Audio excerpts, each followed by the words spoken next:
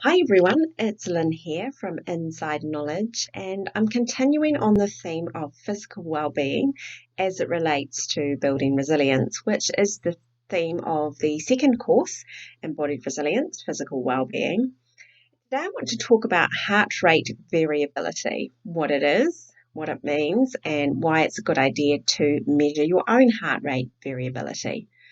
So essentially, our heart doesn't actually beat at regular intervals. There is a healthy variation between the lengths between the beats, and that is controlled by our autonomic nervous system. Now, I've talked about that before. That's obviously involved in a lot of automatic processes within the body, including your heart rate.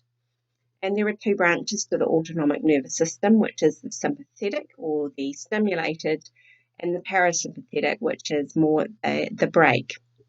And so by measuring our heart rate variability, you can see which part of the autonomic nervous system is in place. So if your parasympathetic nervous system is active, then you would expect your heart rate to slow down. And when your sympathetic is active, then your heart rate speeds up. But there are also differences in the variation. So, with increased parasympathetic nervous system activity, which is the activity we want to have when we're resting and digesting and when we're calm and centered, that would have increased heart rate variability measures. Now, it's a little more complicated than I'm explaining. There's a few other parameters that are measured, but I'll talk to you about ways that you can measure it. So I'm using an app called Welltory, Welltory.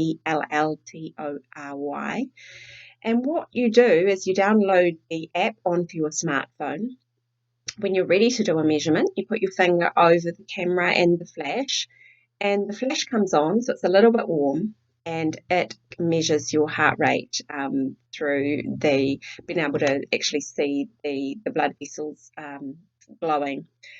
So it gives you a measurement. I think it takes a minute to do that approximately. And you take measurements throughout the day, and it gives you an amazing breakdown onto where you're actually doing and how your nervous system is doing.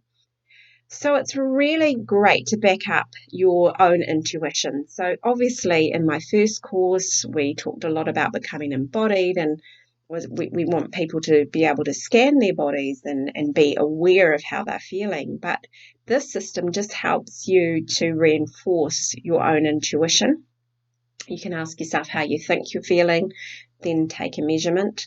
It's also really good to know how you're doing throughout the day and how you're affected by different activities, by different foods.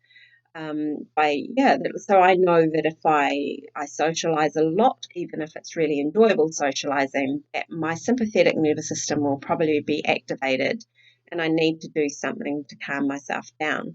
You can also see how effective the tools are that you're putting into place. Is there a difference before and after you meditate, for instance, or before and after you do yoga?